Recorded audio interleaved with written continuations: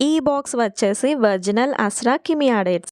మరి ఈ బాక్స్‌ని చూడగానే అందరూ ఫస్ట్ చూసేది ప్రైస్. మరి కొంతమంది ప్రైస్‌తో పాటు ఎక్స్‌పైరీ డేట్ కూడా కంపల్సరీగా చూస్తూ ఉంటారు. తర్వాత వెంటనే కొనేసుకొని బాక్స్ ఓపెన్ చేసి తినేస్తూ ఉంటారు.